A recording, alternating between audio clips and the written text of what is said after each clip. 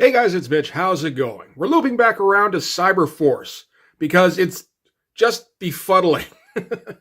It's not consistently good enough to be like, yeah, wow, this book is awesome. It's not bad enough to just point out mistakes all the time.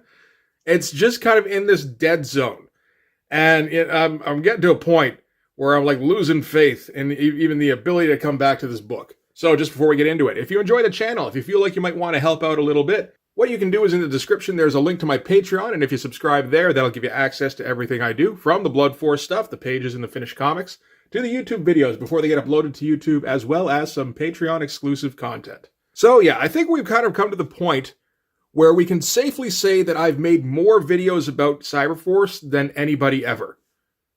This is the 10th video about a Cyberforce comic that I've made, in order, which I think qualifies me as an expert. Like if there was some sort of trial requiring testimony from a Cyberforce expert, I'd be the guy they'd search out first. And I think part of the reason I keep coming back to this book is because I'm trying to figure out where exactly Silvestri's head is at. I know where it's at when he starts up Image. He's disillusioned, he's losing any kind of motivation to stay in comics. And then all of a sudden he gets this new opportunity and he's like kind of reinvigorated. And then it does really well and his bank account is reinvigorated. And then he takes some time off and he's like, oh, this is what I really want to do. So he's sticking with the monthly book. Well, not quite monthly. This is 2 months after the last issue came out, but you know, that's pretty close for an Image guy. And I think we're reaching a point where Marc Silvestri is just sick of superhero shit. We're still a couple of years away from The Darkness coming out, which is something he put a lot more effort into, I think, once that got going. But for now, yeah, he's still trying to convince himself that dudes jumping around in tights is the thing he wants to do. And this issue, we're going to see more of a drop-off in what I have to assume is effort. I want to give the guy the benefit of the doubt because he's insanely talented. And I mean, he's put the work in before. We've all seen it on Uncanny and on Wolverine. But I think now that he's got the option to sit back and just collect money for not doing anything, for owning a property, and have somebody else do it, I think he's discovered his true purpose in life. So let's take a look at the cover here. This is not one of his better covers. It's not bad by any means. But this is what we're going to see a fair bit of going forward, where he's just cranking them out. He's on autopilot for the covers. He gets a standard pose here. This is a Wolverine pose, with the three kind of not particularly interestingly designed antagonist characters flying around Ripclaw here. Like, it looks like he's jumping away from them while they're kind of trying to catch up. And this guy's like got a head start on the other two. And he's like, oh, I got you now, boy. Although I don't think that was supposed to be the intention. I think he was supposed to be jumping after him, but whatever. I do like this building here in the background, you know, like that. It gives context for why he's jumping. It's also like 7 buildings in one. I think I've discovered a Silvestri secret where you add complexity to a building by just adding smaller buildings on top of it. He does that actually a fair bit in this. I've never noticed it before. I'm kind of wondering if it was there or if this is a new thing he picked up. So let's open this thing up. This is Assault with a Deadly Woman Part 2, I believe. So this is going to be a little different. Marc Silvestri does pencils. Eric Silvestri does plot and script. The inks are by Scott Williams, Brandon Peterson, and Troy Hubbs, with ink assists by J.D., John Ty, and Rich Johnson. So in terms of inks, this thing's a fucking mess. We got 6 guys working on this thing, trying to get it out, and it's already like a month late. So we should probably do some sort of recap. Well, we only have to go back to the last issue at least. Ballistic started a feud with her old high school ex-boyfriend, who is a mobster now. And Cyberforce, we're still fighting with Cyberdata, where they tracked him to a warehouse. Well, they didn't track him. Velocity ran into them and called for reinforcements. And they were trying to buy guns from some people. Probably really high-tech ones, right? I gotta say, issue 4 was extremely unmemorable. Oh, no, no, no, no. Okay, Cyber Data wasn't the ones buying guns. They were selling guns. That makes more sense. They're a technology company. Yeah, no, they would be, yeah, absolutely selling it. Okay. And was that it? Kind of. We just introduced more people for Cyberforce to fight. Dumbly. And Ripclaw was tracking these 3 dudes who were busting up arms deals. Yeah, not too much going on there. So where does that leave us now? This feels like treading old ground. This is shit from the Killer Instinct crossover, where we're going to start out with Ballistic in a bar, drinking away her sorrows, and some creep approaches her, and she knocks him out. I'm pretty sure that already happened before. And great opening shot of the background in this bar, which it has to be, because Silvestri's going to ignore the background for the rest of this sequence, pretty much. But it does look good. I will say this part seems weirdly empty, and like unnecessarily so. All right, so yeah, this is a splash to double splash. And so now her ex-boyfriend's mooks are going to jump ballistic in the bar. They're really just going to not even sneak up. They're just going to bust in and try and garrote her. That's, like nobody ever uses a garrote that way, but sure. And she catches it, flips the dude over her, does a backflip towards the pool table. We did have it kind of established where the pool table was, so that's okay. These drawings, though, are weak sauce for Silvestri. It might be an inker thing. It probably is an inker thing. But these shots of Ballistic here, not great. This shot down here, kind of weirdly cartoony and not in the usual gestural way that Silvestri does when he's kind of going. Again, no backgrounds. He's using silhouettes here because he doesn't want to draw everybody. Like this one here, I can kind of see. This one, there's not much of a reason for that.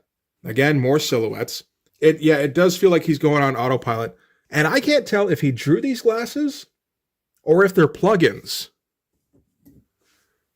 That one looks more like a plugin. I don't know. So Ballistic picks up one of the pool balls, knocks out a couple of dudes with it. That's not how physics works, but he's just doing it's almost more like shorthand.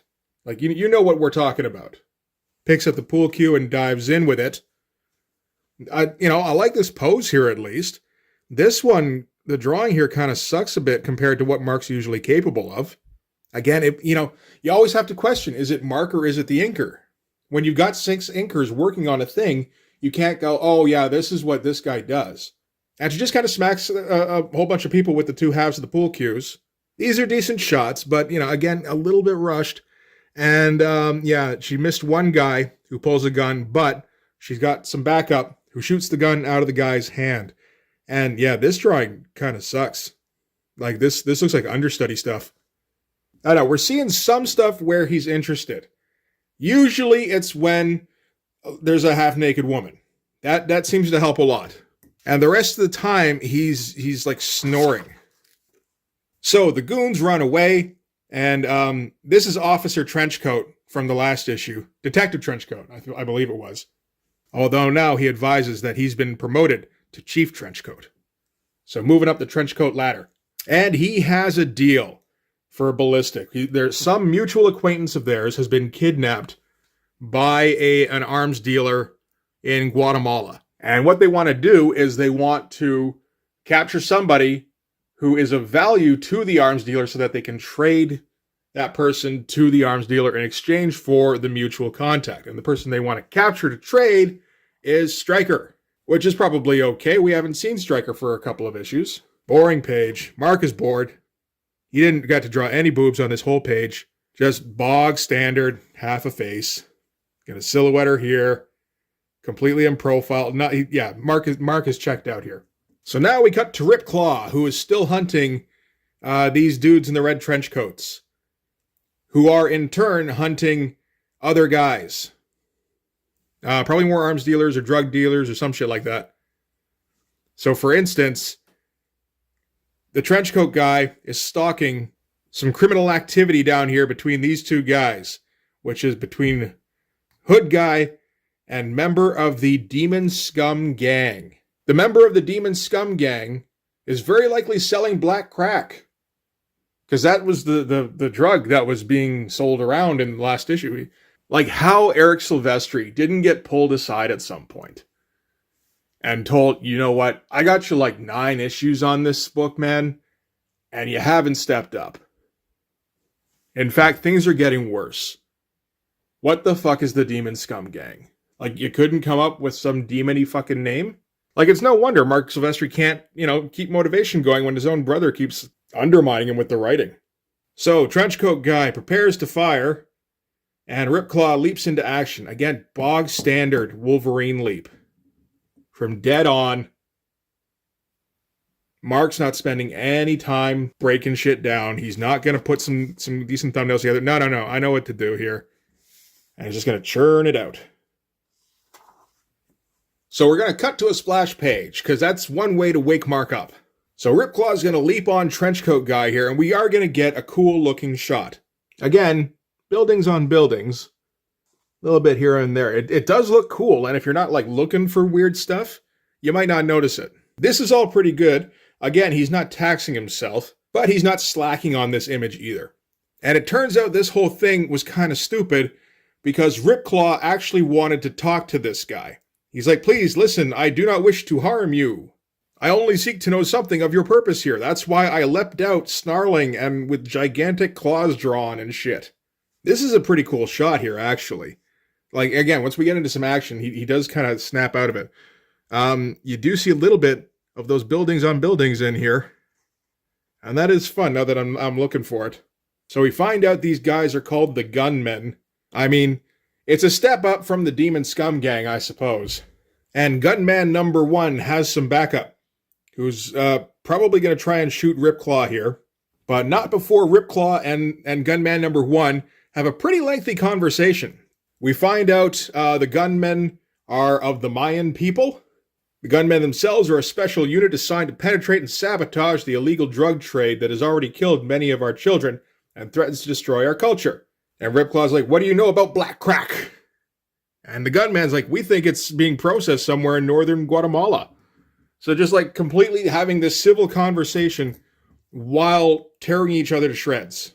Or, well, at least while Ripclaw tears them to shreds, it looks like. It feels like they were not on the same page on this one, the Silvestris. So while the backup gunman takes aim, Cyblade does something to his gun. Again, I still don't entirely know what the fuck she does. Sometimes she has Psylocke powers. Sometimes she has more like boom boom powers. Maybe it's like psychokinesis, which is somehow different from telekinesis. Although I couldn't tell you how. And I mean, fine drawing of Cyblade in terms of proportion. Lazy finish. I've seen him draw much better women. Although again, I don't know if that's the inker. So backup gunman leaps at her. And I don't think it goes very well, because I think this is him bouncing off of roofs on the way down. And original gunman original recipe, is able to get a shot in on Ripclaw because he's distracted by the bouncing gunman. And is able to make his escape. And original recipe told Ripclaw exactly where to go. He says, go to Tikal, talk to his Zappa. Literally just, he came there to bust up the Demon Scum Gang, if we recall. But, at the first sign of being able to dump some exposition, he was all in. So the only one who doesn't get to escape was the bouncing gunman. He kind of just kept bouncing by the looks of it all the way to the bottom. And we get kind of a typical Portasio ending to a page. Why not? It always works. And now we're going to cut to Mark, again, I think trying to find ways to keep himself interested. So, the rest of Cyberforce are on this, they call it a freighter, although, I mean, all the women on here dress like they're on a pleasure cruise ship. And it's not entirely clear why they're on this freighter. So they found these crates full of guns made by Cyberdata. So they followed them to this freighter. I'm trying to think what happened at the end of that issue. I believe they left the crates in the hopes that somebody would pick them up. So I guess they did, and they went to the freighter. I suppose that's what the deal was. And yeah, so now they're just hanging out on this thing. And Silvestri's going to take the opportunity to draw one of his female characters in next to no clothing, which would be fine, except they clarify in the letters page. I'll jump ahead a little bit. How old is Velocity? 16. Ew. I'm not sure why we're more aware of that now in 2023 than we were in the 90s. I feel like it was just as, like, creepy, but no, okay. Because that's a pure cheesecake shot. It's, yo, look how hot this underage girl is. I mean, I guess theoretically selling to people around that age makes it a little better, but, like, just make her 18. So naturally, Velocity is going to get assaulted by a big creepy dude on this boat, because that's just what happens when you're a woman. I mean, to an extent, it's not exactly false, but, like, it doesn't have to be how things always are in the comic. And again, shot here that I'm pretty sure is a combination of laziness and bad inking. The rest of this inking, I don't know, it's not terrible. This shot here gets a fair bit better, specifically on the inking, which makes me wonder if it's Scott Williams. Who was the other guy? Brandon Peterson and Troy Hubbs. I don't know who that is. But anyway, Impact comes to the rescue with a giant super wedgie and tosses him into the freighter pool. Oh, pardon me, miss. Again, Silvestri keeping himself interested, I think. And the freighter is going to get stopped by the Guatemalan Coast Guard. By the looks of it, they're going to do a stop and seizure kind of thing. So now we cut to another part of Guatemala. Everybody's got to go to Guatemala. Was it Guatemala the first time? It was the Yucatan Peninsula. Oh, that's right. I forgot. I did read this, I swear. It's all gone out in my head. The arms dealer who is going to be trading a guy for Stryker is also the arms dealer who bought the guns from Cyberdata. So everybody's going to meet in Guatemala. Okay, so it kind of makes a bit of sense. It's more than a little bit of coincidence, I think, but that's okay. So Cyblade and Ripclaw are going to fly in on the X-Jet. Again, to Guatemala, because that's where everybody's meeting. It's the cool new hangout place. Again, not a good picture for a close-up. Like, it's fine. That's all it is. And if, Mark Silvestri's drawing a big old close-up of a woman's face, I expect it to be a bit better than fine. And then we're going to cut to Stryker flying in on a jetpack. This is the first we've seen him since probably issue 3. And he's responding to Ballistic and her inquiry. And we get this weird thing where Stryker goes over his conversation with Ballistic in his head. 3 o'clock in the morning, she calls me. Who the hell is this? Ballistic, remember? Oh yeah, the blonde that kicked me in the ellipses. Need your help, she says. Why should I? You're the only one I can turn to. Well, like I said, it's 3 in the morning, and this drop-dead gorgeous pain-in-the-butt blonde sounds like she might be in real trouble. Where the hell are you? Guatemala, she says. Hey, no problem. I'll be right over. Just give me a minute to Guata-fucking-mala. That's got to be like the weirdest way to deliver exposition I've seen. And this might be a first, but maybe down to Silvestri, again, checking out, not paying enough attention. He fucked up this arm. This looks like it should be the bicep because this is the shoulder, and this is the forearm, and it doesn't really make any sense. It's just kind of a meat slab. I never would have thought that was possible in a Silvestri thing, particularly on a double-page splash. You'd think he'd be paying attention. So they meet up, and Ballistic immediately ambushes him with her CIA guys. So no twist, which almost makes it feel like those 2 pages were completely unnecessary. Like, if things turn out exactly how they're expected to turn out, do you need to see it happen? So the Guatemalan Coast Guard jump on the Cyberforce freighter / love boat. All the Cyberforce guys hide, either in the hold or just in the lifeboats here. And so the Coast Guard are going to rappel down into the hold. That seems unnecessary. There's probably an easier way to get down there, but okay. And they're going to find the guns that were meant for whoever they were supposed to go to. I don't know. I can't tell what side these guys are on. It doesn't seem like they're Coast Guard. They say Viva la Revolucion. I don't know if that means there's a dictatorship in Guatemala, maybe to do with the gun runner, or if the gun runner is behind the revolution. That could be. It feels like it's almost too clever for this. And they find one big box and bust it open. And inside is a giant mech. And I think this is the first time we're really seeing Silvestri go to town on some mech shit. Apparently he's enjoying it, though. Because this does look pretty good. And I mean, this kind of thing does sort of factor into Cyberforce more in its later iterations. So, yeah, the mech opens fire and everybody just dies. Again, cool looking stuff. I got no problem with how these mechs look. And Cyberforce leap into action with a bog standard leaping straight at you shot. I don't know, it's not exciting when I can tell Silvestri doesn't give a shit.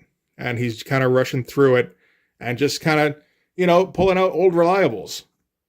Anyway, they're able to take care of the giant mechs fairly easily by the looks of it. And one of the soldiers managed to launch an RPG inside a cargo hold, so he wasn't exactly the smart one, which naturally blows a giant hole in the side of the ship.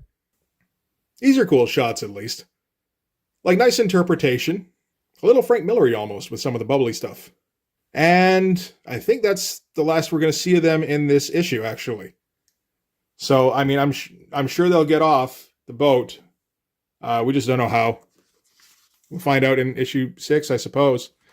Okay, so now we're going to cut back to Ballistic driving to Fabio Rivas's ziggurat. So that's this guy here who's all teched out and really digs him some camera lenses. Like, even embedded into the cords. I don't know if I see the purpose of that, but I probably just need more camera lenses to see it.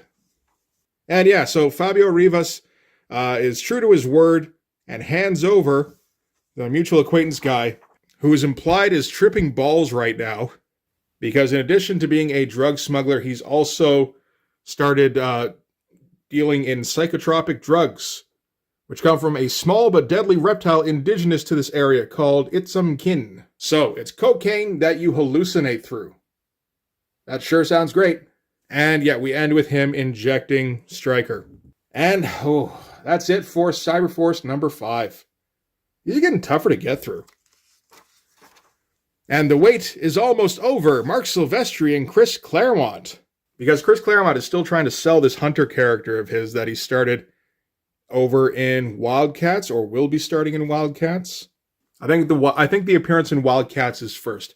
So this one doesn't come about until Cyberforce number 9. I don't think I'm going to get that far into Cyberforce. I am running out of steam, unless like 6 and 7 turn out to be a lot more fun. Yeah, these are getting tough to get through. Oh, and in case you were wondering, when exactly it started that Mark Silvestri bumped off Todd McFarlane as the #1 toy magnate in Image, this is the date. All right. And it's a more interesting version of Cyblade. You know? Every time I see Jay Lee stuff, it's like, what the fuck? What were you thinking? But anyway, that's going to do it for Cyberforce number 5. Okay, so in terms of plot, it was really a get everyone where they need to go kind of issue. The writing is just flat out bad and makes baffling decisions.